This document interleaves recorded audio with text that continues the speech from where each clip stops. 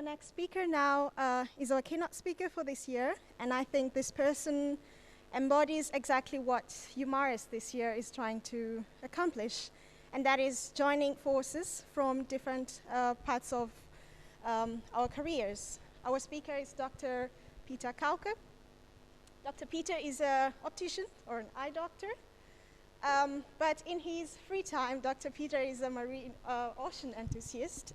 He enjoys spending time in the water, and because of that passion, it has led him to explore different, really difficult questions in our society and to look at society objectively and to analyze the problems that we are facing in the ocean. And today, Dr. Peter will talk about his expedition that he carried out last year in the Arctic Ocean and the adventures that he came across. Welcome, Dr. Peter.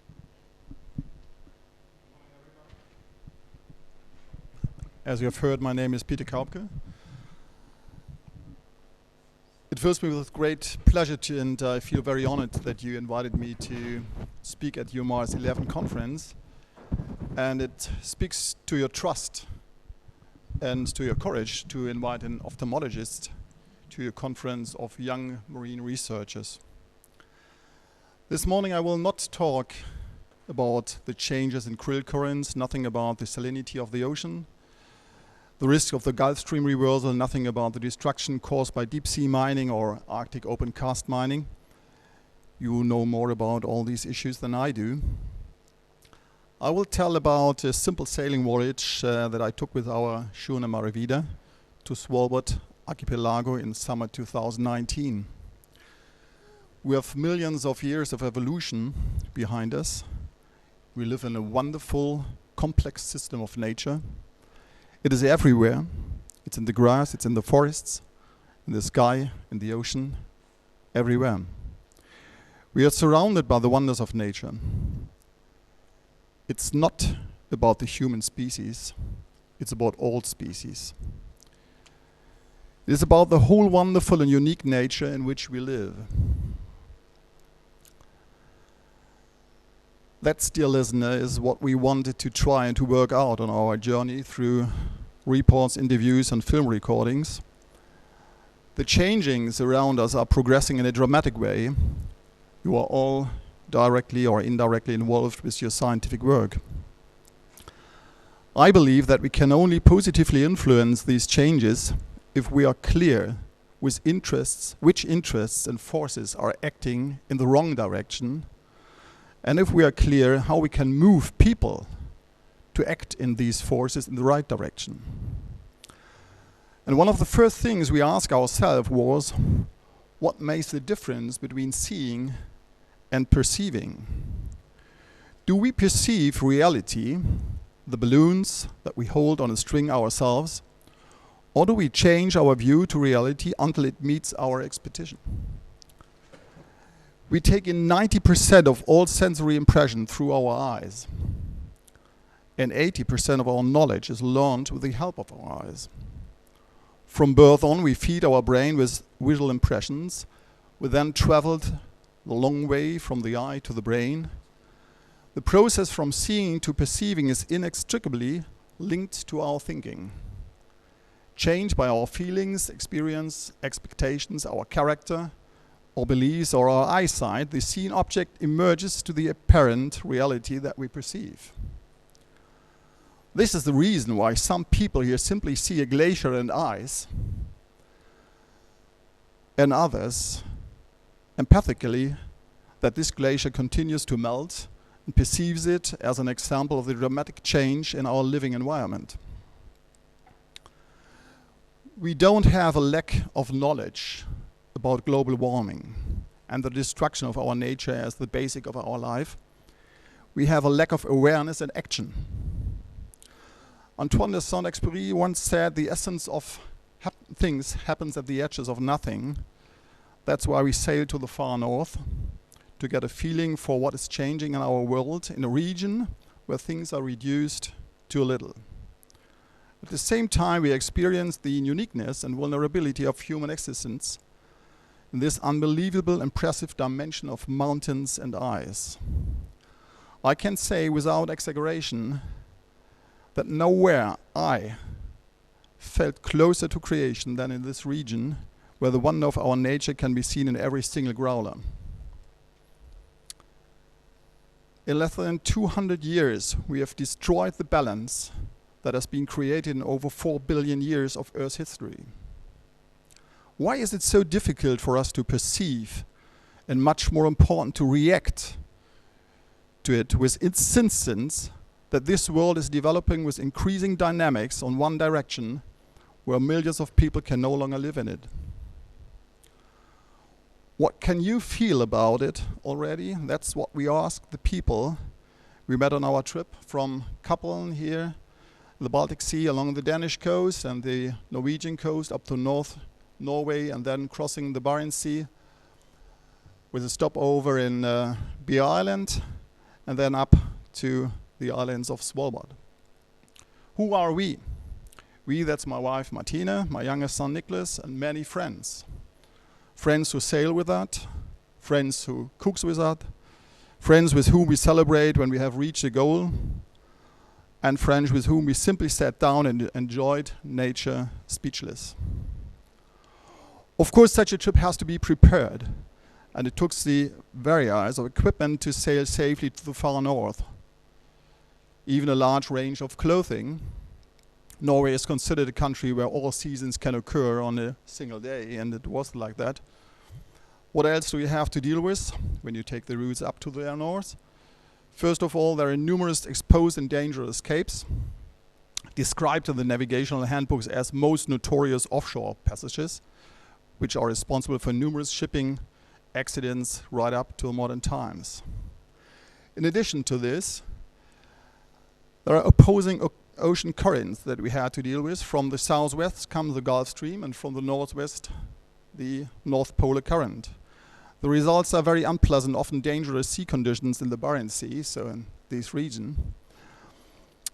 The Norwegians therefore call this area the Devil's Dance Floor, and we were invited to dance some of these dances too. The particular current situation also provides a high supply of nutrients and abundance of fish. Unfortunately, also for the transport of civilization toxins and plastic waste. Siberian tree trunks are another danger of vulnerable sailors. They are large tree trunks of up to 30 meters in length that have been torn from rafts. They drift westward through the sea current from the North Siberian coast here, up to all these directions. The entire coast of Svalbard, even Greenland, is full of such tree trunks, which is in a year-long journey soaked up so much water that they only swim just below the surface. The worst of them are so fully soaked with water that they swim upright.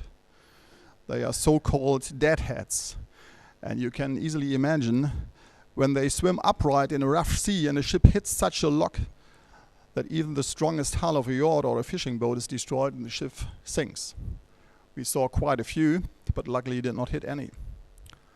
What swallowed us up from time to time, though, was sea fog. Due to the temperature difference of the air masses and the different sea currents, it occurs here frequently. The fog can be very dense and very unpleasant because there is another challenge up there in the north, namely ice. And there are not only very stormy so-called katabatic winds, often there are also regions that are poorly not at all surveyed, uncharted areas. The combination of fog, ice and unsafe water depths is not the most comfortable thing I can imagine as a small Baltic Sea sailor, but at the same time this of course is also makes this trip so attractive in terms of navigation and sailing. Then it was time to untie the lines. Last year on 1st May 2019, we left the dock in Kaupke on the fjord Schlei, and the weather was as we imagined it for Svalbard. But the Schlei, with its landscape characterized by rather small-scale agriculture, has an obvious problem with too much nutrient input from liquid manure and over-fertilization. And only recently it became known that large amounts of microplastic were being discharged into the Schlei by the municipal sewage treatment plant in Schleswig. A scandal which had no consequences for any of the polluters. So it's always worthwhile to look behind the curtain or seen, even when it takes place in your own backyard. At the green and white striped lighthouse, we leave the sheltered fjord and turn our bow to the north, the general direction for the next weeks of our journey. The first days were grey, it was drizzling and around 0 degrees Celsius at 1st May. In addition, the strong wind, later increasing 7 to 8 before, gave us cold hands, stiff necks, green noses, but a fast start. The aim of our trip was also to meet and interview many very different people on our way north.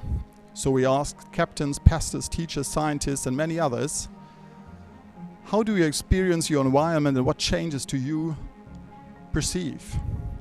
What is the greatest importance in your life? How do you see your future?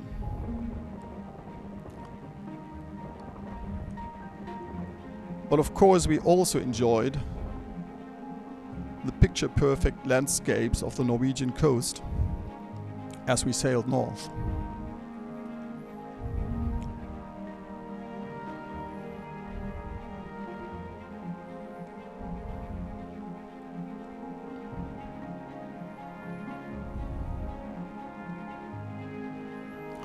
Although you can guess here, even it may look quite peaceful, the seaworthiness of the crew was tested from time to time.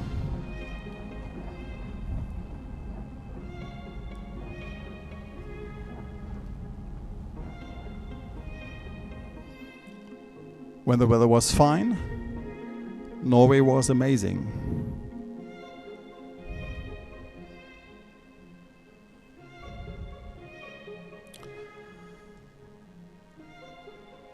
It welcomes us with fantastic anchor bays, with a beautiful, often deserted nature. Whenever we sailed into these huge fjords with enormous cliffs up to 1,000 meters high on both sides, we were speechless. Enthused with and overwhelmed by the intensity of such beautiful nature. But Norway also shows us its other side, like here in Stavanger. Or more impressive, this one. My association, laying hens battery in cages. A laying hens battery with thousands of tourists who give golden eggs to the cruise ship industry. A dance around the golden calf of shopping malls and the weariness of having too much free time. For me, it is the most immoral way of travel, if one can speak of travel here. We do not find nature behind the isolating panorama window of a cruise ship on which, while the 6-course menu is being served, one can comfortably watch the polar bear die and the glaciers melt, shrug, and merrily mourns an "oh dear." Polemic? Yes, and with full conviction. Low rows of coaches wait in the harbors and deepen the footprint by taking a bus ride to the next glacier or waterfall with a photo stop, and then the next meal is quickly waiting on board again. After all, everything is all-inclusive. For me, a soulless experience, an overconsumption of nature. In contrast to this, they are always the most beautiful fjords, such as Melfjord with the Svartisen Glacier. But even here, if you look to these areas, behind the curtain of this beautiful picturesque photo, you can see the glacier edge zone. The spoil area of this glacier was much wider not so long ago. No vegetation has grown back yet. And in fact, this glacier reached down to the fjord just 100 years ago. It has retreated many miles and at the same time lost massive volume. We hiked up there, and when we stand in front of this glacier, tongues of Norway's second largest glacier, it's deeply sad what's left of it. Of course, on our way through the fjords, we also experienced traditional, more private fishing, where cod is dried on the house walls like in the olden days. And north of the Arctic Circle, we enjoyed the seemingly endless days with the all-enchanting midnight sun. This picture was taken at 2 a.m. But in every fjord we sailed through, along the entire Norwegian coast, we constantly saw this. There was not one day on which we traveled up north when there was not constantly at least 2 fish farms inside, one behind us and the other in front of us. Up to 30,000 salmon are kept in each 10 of these 8 to 10 nets per breeding facility. The nets are soaked with biocide copper to prevent growth of marine life, such as algae. In the past, the old nets were simply dumped into the fjord. But even today, disposal is difficult because due to the copper pollution on land can only be transported as hazardous waste. What happens to the sea due to the biocide seems less important. But the fish themselves also need permanent medical care. Factory mass farming is always a high risk of obtaining diseases. In this case, it's the salmon lice, nematodes, fungal disease, bacterial infections, etc. Another consequence of massive salmon farming is the extinction of natural occurring with salmon population. Due to crossbreeding of escaped pelagic salmon with the local wild salmon population, in large areas of the Norwegian coast, wild salmon stocks no longer exist. And of course, the seabed beneath these salmon farms is dramatically contaminated by over-fertilization with leftover food, excrements, and the medical supplements. Since it is much cheaper to fatten the predator salmon with vegetable concentrate instead of fishing waste, up to 30% soy is now fed to them. And soy is industrially cultivated in Brazil, amongst other places, where the rainforest is burned down. So one thing leads to another, and we need to admit quite clearly, to buy salmon at our local discounter, that means we are to blame for the further destruction of the rainforest and the systematic poisoning of the ocean. Of course, this is not only true for Norway, but also for Chile, Ireland, etc. But worldwide, Norway is one of the biggest suppliers of salmon. This fits with what we found as we continued sailing. No longer protected in the archipelago, offshore, we encountered this kind of Norway. Indicated in the AIS as a shipping obstacle, we initially thought of an oil rig under construction. After a closer look, it turned out to a net. Huge, vast dimensions, absolutely enormous in size. And if you look very closely, even a person could be seen. To make the dimension even clearer, this is Ocean Farm 1. The Norwegian company SalMar ASA is building the future of industrial salmon farming in Norway, and they hope in the world. Offshore, 70 meter high, 160 meter in diameter, produced in China according to Norwegian plans. It will be the gigantic next dimension of salmon farming. Over 3 million salmons in a single net. You have to imagine, if you are a salmon loose or a fungal spore, a nematode or a virus, what a festival to be in there. But for the rest of nature, factory farming in potency.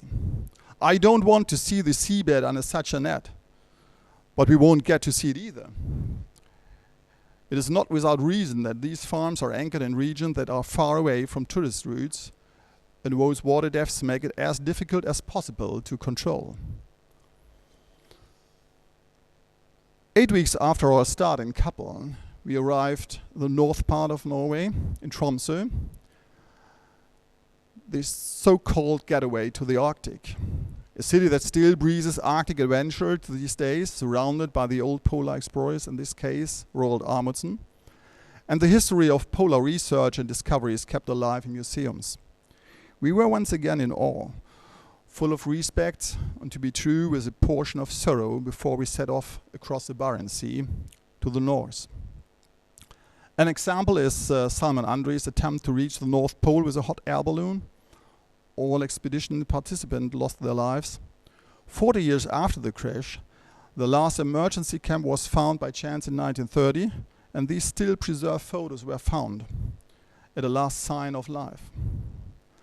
Exemplary also the expedition of the Italian Umberto Nobili, who started in 1928 with the airship Italia to the North Pole. He reached the pole but crashed on his way back. 8 of the 16 crew members died. Finally, Roald Amundsen and 5 of his companions also died during the very large rescue operation. So we could not escape this omnipresent breath of the Arctic. And we're a little dense when we finally set sail from Tromsø up to the north. Bjørnøya, just in the middle here, 15 by 20 kilometers in the size, is an inhospitable rocky high plateau which is shrouded in fog and rain almost all year round. Except for a year-round manned weather station, it is uninhabited. We visited the meteorologists there, which is only possible in calm weather conditions, and interview them. The most frightening thing they reported was that there are no polar bears left. Unlike 50 years ago, Bjørnøya is no longer reached by the pack ice. In previous years, polar bears regularly had cubs there. The island was embedded in pack ice long enough that there was time for the youngsters to be born and grow up in snow caves. Now, continued ocean warming is preventing the pack ice from regularly reaching the island. But what does get there is the air pollution, transported by jet streams from our industrial areas. Bjørnøya has over 700 freshwater lakes, many of which contain Arctic char. But at this weather divide, with fog, snow and rain over the island, such dimensions of environmental toxins from the industrialized countries are dumped that these fish are inedible, and animal species on and around Bjørnøya are among the most polluted in the entire Arctic. So we are here on an island that is really far from everything. There is no industry. We're 100, even 1,000 of kilometers around, there is only open ocean, and the fish is poisoned. Well, to be up here in Tromsø, you have to study at latest ice maps. This ice field here in the dark red in the east of Svalbard is very dense drift ice. That was practically unchanged even 3 weeks later and blocked us from going around Svalbard. We were able to navigate in the northern part of the Hinlopen Strait. Then we couldn't get safely on with our ship because of the ice and didn't want to force it. Maybe next year. In the southern Barents Sea from Tromsø to Bjørnøya, we had stormy weather with 6 up to 7 before and a very, very unpredictable and high sea. Due to the opposing ocean currents and the chain of low pressure areas from a third direction. I was accompanied on this leg by 5 experienced ocean-going sailors who had sailed many miles in the Atlantic and Pacific, but the uncomfortable weather conditions caused 4 of us 6 crew members to suffer from severe sickness. Essentially, 2 of us sailed the ship north. These recordings were made at the northern part of the Barents Sea on the journey from Bjørnøya to Svalbard. During the rough ride over the southern Barents Sea, no one was in the mode of filming.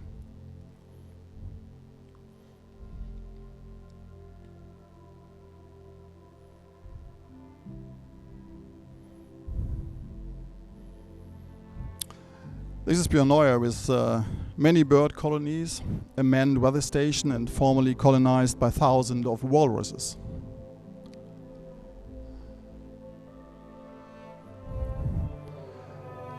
Bjørnøya is one of the first regions of the Arctic where walruses were hunted from the 16th century until they were eventually completely eradicated in the early 19th century.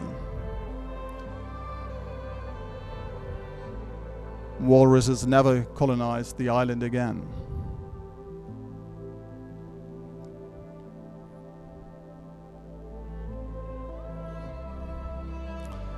With the wonderful weather conditions in the second part from Bjørnøya and the now very calm sea, we also had our first big whale sightings, jumping humpback whales.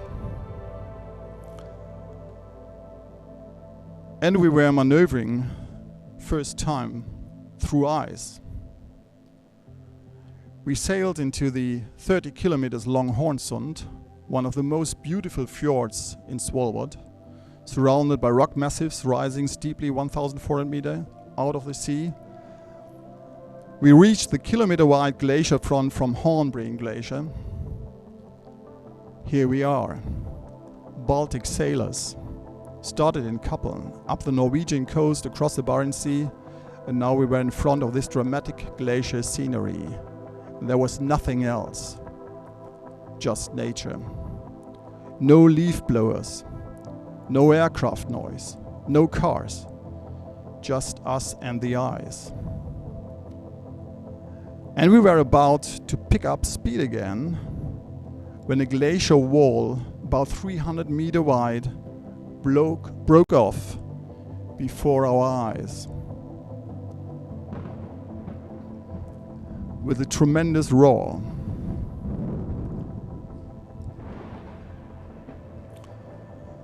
An absolutely breathtaking moment. Our arrival on Svalbard.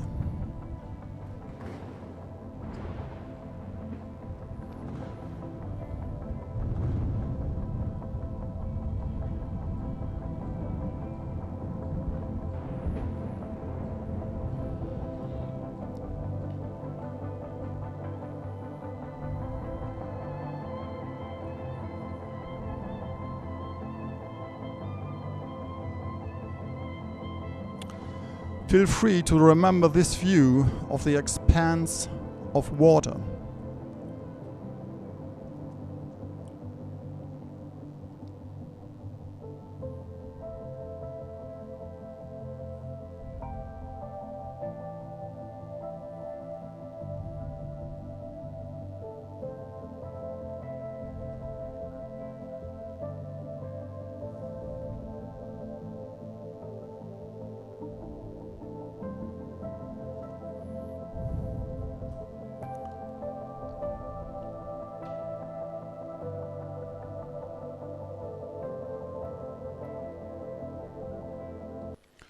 Do you remember? This entire surface of water that we see here was a glacier less than 100 years ago. A closed glacier surface up to the horizon. The Hornbreen Glacier is a very well documented glacier and it's measured regularly. Let's take a look at this. This is the South Cape of the Svalbard archipelago. And here the North Pass, it's the main island. Here is the Hornbreen Glacier.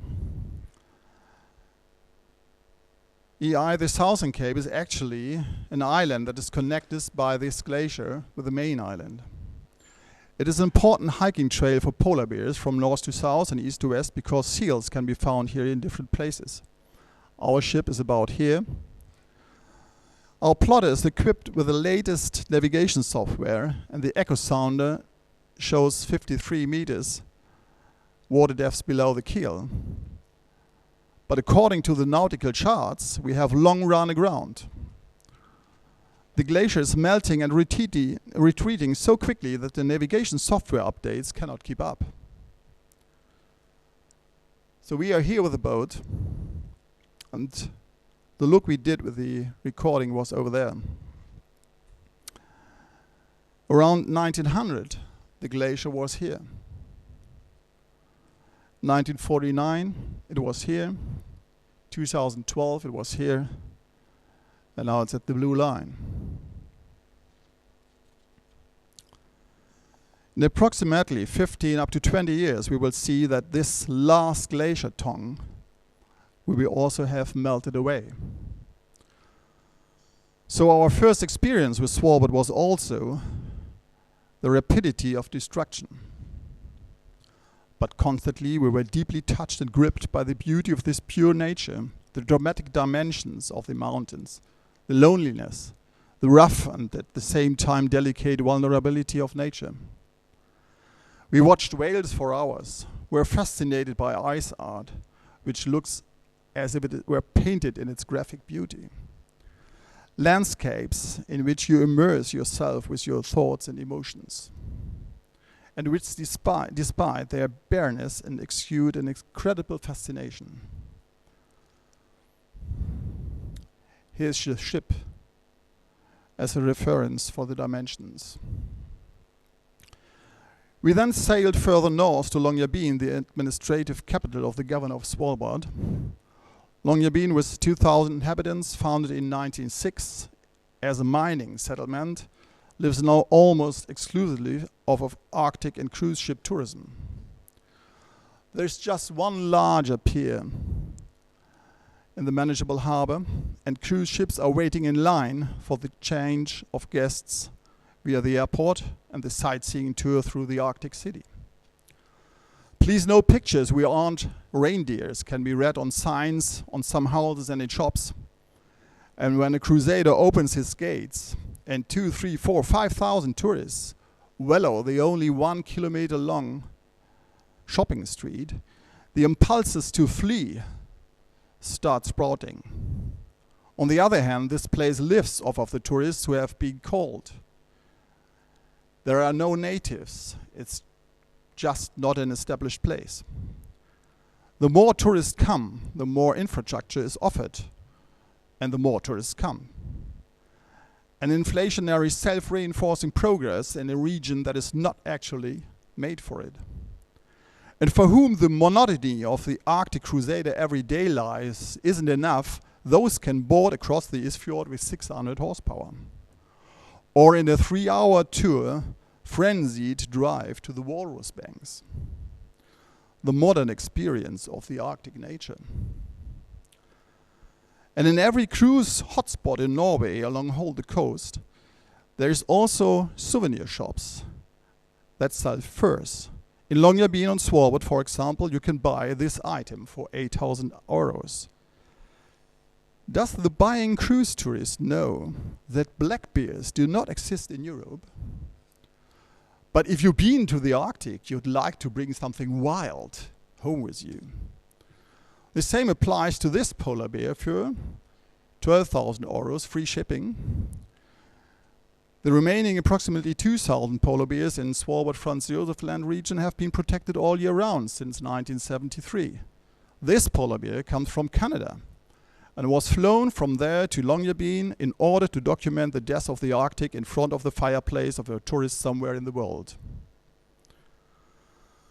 We went further north, interviewed scientists in New-Ålesund, and always just let the beauty and drama of the Arctic touch us. We anchored, took the dinghy ashore and hiked, always armed, of course, and carefully looked ahead to see if there were any polar bear around. And indeed, we came across a very fresh polar bear track from this size, accompanied by a trail of an Arctic fox, you see here. They often follow the polar bears in the hope that their extremely keen sense of smell will strike prey or find carrion, and then something will fall for the Arctic fox.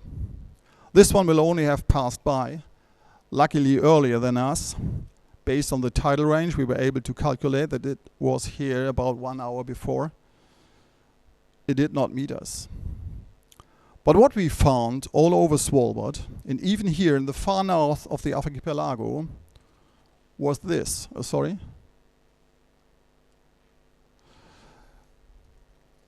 So all the coastline on, we found rubbish on the beach. Plastic garbage, glass bottles, stranded fishing nets. We all know that 99% of this garbage does not wash up on the beaches, but floats somewhere in the sea, is ground into microplastic, and as far as fishing nets are concerned, continues to kill countless sea creatures at ghost nets. But again and again, as a contrast, the absolute beauty of this fantastic nature, which touched us deeply, and at the same time makes the dramatic and unbelievable speed of the change that are taking place abundantly perceptible. And in the loneliness of this water world, we were allowed to meet whales every day. Beluga whales visited our ship here, another humpback whale. Here a huge blue whale with a cup. We also saw fin whales, sperm whales, minke whales, white-beaked dolphins, various species of seals, many species of birds. We met reindeers on our hikes and Arctic foxes. And these 4 older men also visited us at the ship. It is estimated that the walrus population of Svalbard was more than 100,000 animals at the beginning of the 17th century. Today, thanks to strike protection since 1952, around 2,500 settled on Svalbard again. Walruses are easy to kill. The very social animals used to camp in large herds, by the thousand in past times. The animals that were laying close to the water were killed first, so the dead bodies, that the land-based animals could not longer escape into the sea over the dead bodies of their conspicuous. Then you had plenty of time to kill the entire local population of walruses. In the early years, only the ivory was used, the bodies were left there. Later, the blubber was also boiled into oil and drive belts were made from the leather of the hide for industrialization. When the walruses were practically extinct in these regions, whaling was increasing turned on. Today, small walrus colonies are no longer hunted, and yet man-made continues to be their main enemy.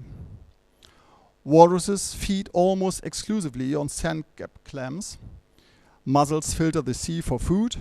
That is why all those pollutants that should not actually occur in the sea accumulates in them. And as predators, walruses take in particularly high concentration of persistent organic pollutants, such like PCBs, DDTs, TBT, BPAs, etc., through the mussels' meat to themselves. Due to the consequences, a disturbed immune system, chronic inflammations, infertility, and neoplasias, they are now being killed indirectly by us humans. And in the far northeast of Svalbard, we also met him, the king of the Arctic, from a safe distance at the anchorage, and still unforgettable. After this overview of our impressions, I come to the end with a short, summarizing film.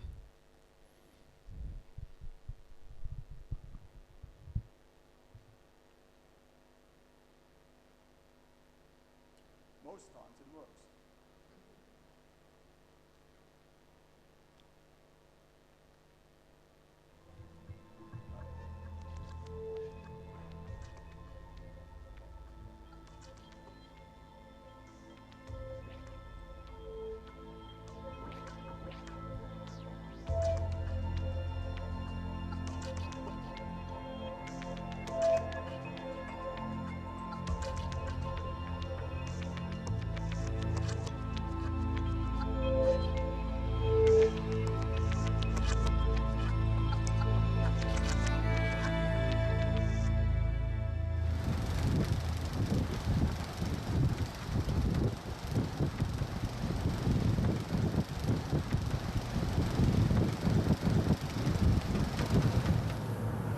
We are ornithologists from University of Gdańsk, and we are here in Horsund for 16 years already.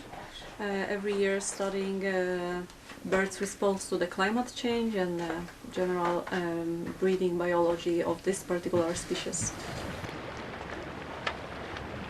We know now that the most prominent bird stocks has been reduced between 60 to 90% over the last 20 years.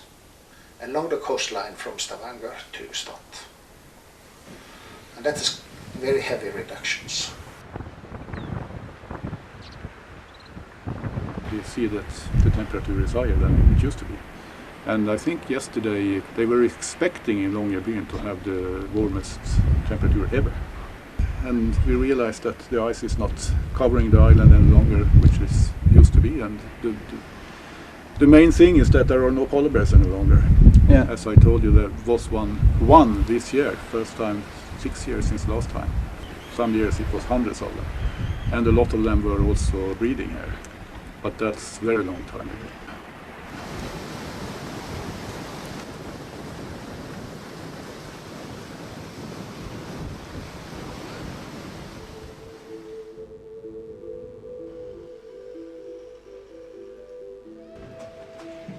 Was hat sich verändert? Ist auch natürlich eine sehr umfangreiche Frage, aber wenn man einmal, also angefangen ist natürlich in der Natur, das, wo sich viel ändert, was uns ja auch interessiert, also wie die Gletscher eben, die sich zurückziehen, das wird ja schon sowohl im Kartenbild sichtbar, als auch wenn man da unterwegs ist mit dem Schiff als Segler, dann fährt man auf einmal in Bereichen, die vor ein paar Jahren noch Gletscher waren.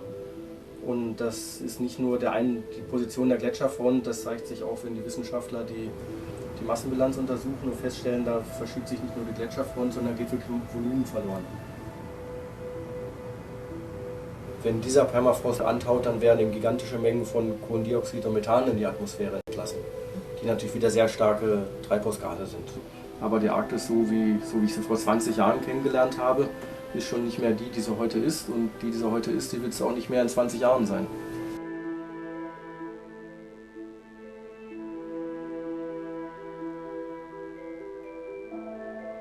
Particularly, we are very concerned about the temperature increase that has been dramatic, way beyond the normal trends.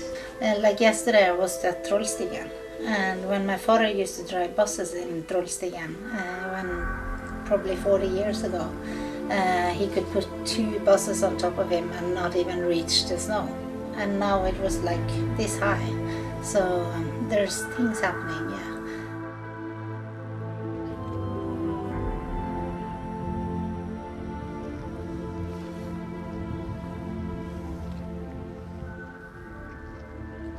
Just since 2011 and now, I've been quite surprised to see the change. The valley are completely eroded. There was so much rain in summer that there was a strong stream taking all the sediment away. So now there's no nice valley anymore. We have a big impact on the earth. I don't think nobody wants that we are the responsible of a disaster. And we are using a lot of energy in marine litter. Getting volunteers out to the beaches, get them to touch, help us cleaning. I follow them to a beach, and they know we are going to pick a lot of marine litter from this beach. But still, a lot of people has to sit down and cry for like 10 minutes because people don't realize how bad this really is. And an average beach cleaning gives us between 15 to 20 cubic, and 1 cubic of marine litter plastic is approximately 90 kilos. They have to start taking care of the ocean then, because they won't have any more fish left without any plastic in it. Yeah, you have a lot of microplast in the ocean. This is what is very worrying, because already there was an alert from a fisherman that they can no more fish, only collect plastic in their fish net. So it's worried also that this pollution comes so far north that there is no place on the earth that is kept pristine.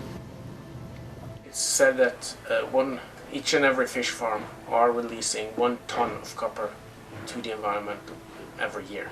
It's a Norwegian birthright to go out on the fjord and catch your own dinner. And the fish farm industry is actually taking that away from a lot of people.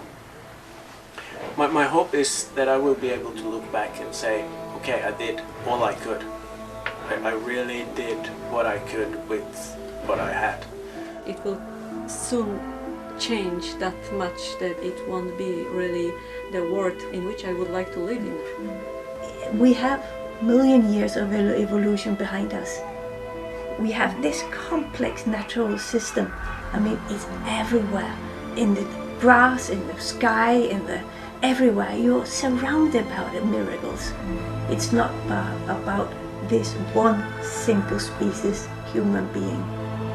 It's about all species.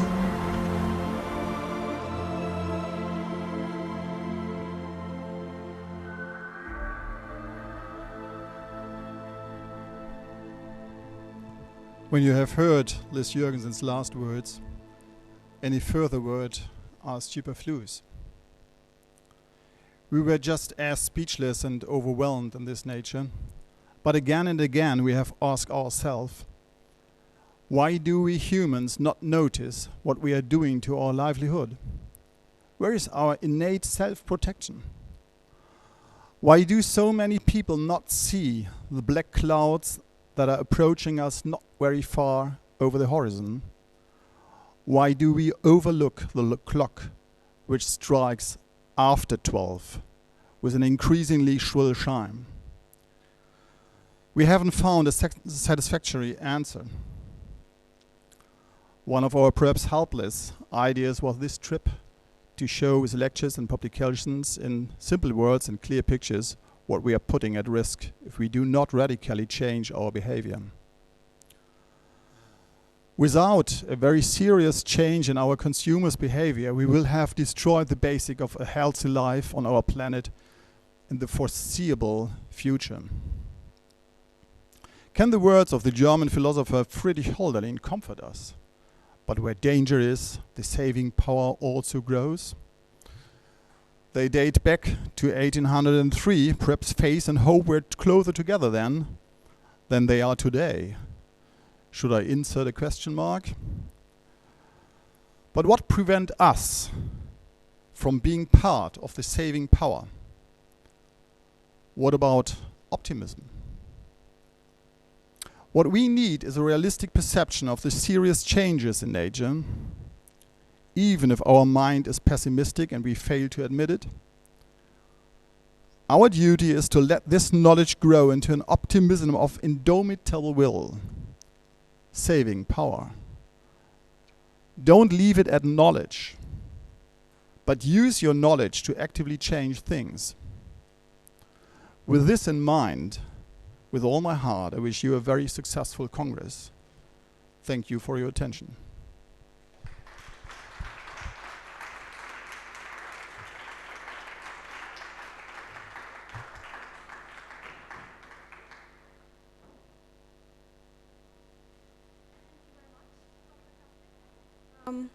Are there any questions from the audience that you would like to ask Dr. Kaupke about his experience or?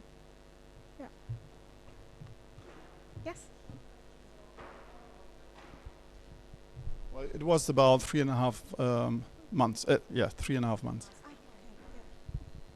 So we don't want to hurry up. We want to take us time to enjoy the nature, and of course all the interviews takes time too. Any other questions?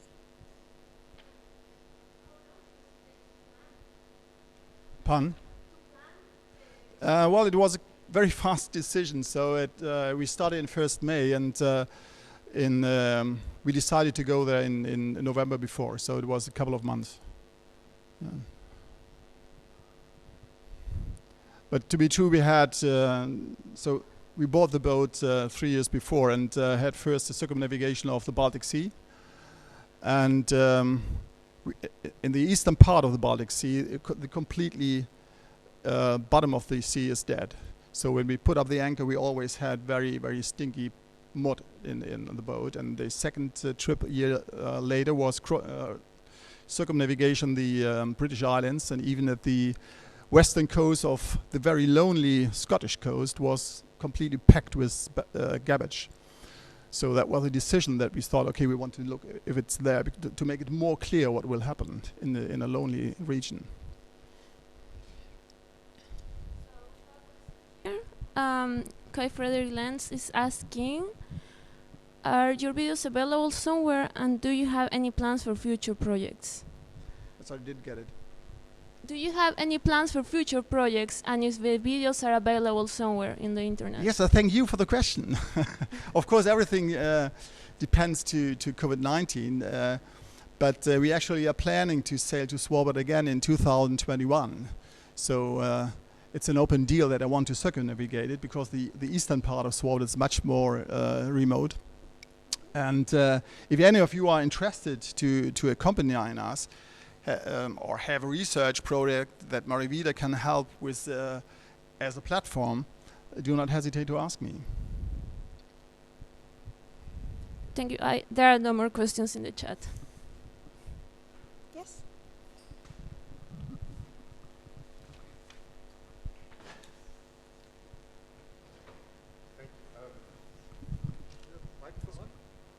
Yeah. A remark for everybody who wants to make research. some of you coming from GeoMar, some of you also Alfred Wegener Institute, you know that this institute is doing research in the Arctic. The AVIPEF is the AVI station there, together with the French station. I have been there for 30 years now, so I'm very experienced with research in the Arctic. You have also the possibilities as PhD student to make courses with UNIS. That is Svalbard University there. It's open for everybody. There's even sponsored by the Norwegian state to have for small fees. You can stay there for a summer course. The people which can teach can even teach there. They are invited for teaching there. And if you needed to have contact, we have, in former times in Kiel there was a Polar Institute, but now we have the DFG Foundation for Antarctic research, where you can do also research in the Arctic. You can do it by connection with the Alfred Wegener Institute, with Kai Bischoff at the University of Bremen, who is responsible for the connection from the university sites, or by the GeoMar. So you see, it's quite good to have a network here, which the people are always all members in our society. And if you are interested in how to do it and to get the connection to the people which making research there and looking for help, you can ask them. Especially if you are scientific divers. Scientific divers always search, because you need 3 divers doing scientific divers. And I know this, that Alfred Wegener Institute is always looking for people which are doing a campaign in the Arctic for scientific diving.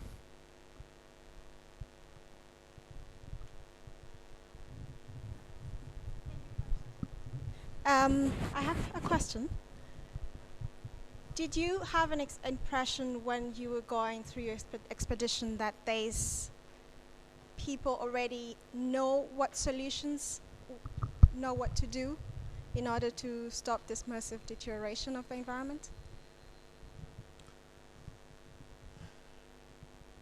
Nearly never. I think when I listen to your words that we need the oceans for doing marine agriculture, I think the main problem, we are too much people on the world. And I think we will not find a solution which is comparable with a good nature by doing agriculture in the oceans. And of course we have too much waste. Nearly every that was really, it's a pity, I didn't want to close my speech by that way, but what we found when we interviewed the people all the coast long, there was really no one was optimistic for the future. But we had to work at it. Yeah. Any further questions? Yeah.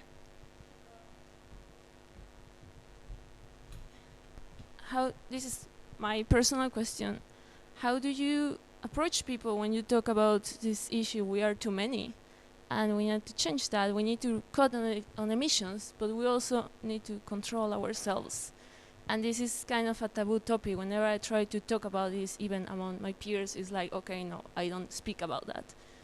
What do you have to say about this? What would you say about this? How would you approach this super sensitive topic? Well, I think that's the main reason. I don't have a solution for that. I'm an ophthalmologist. I only can see things. But I think if we count how many food we have and how many people we have to be fed, it don't goes together. If everyone wants to have it with our comfortable lives like we do it here. So I think it is necessary to discuss about it. Thanks. Any further questions? Yes?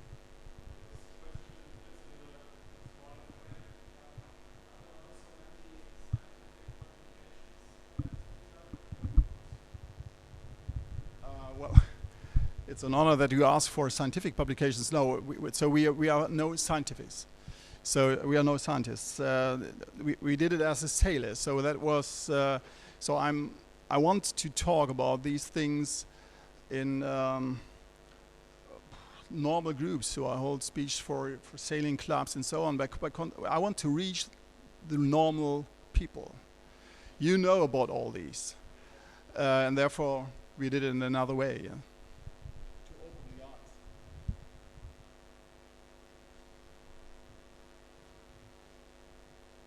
Okay.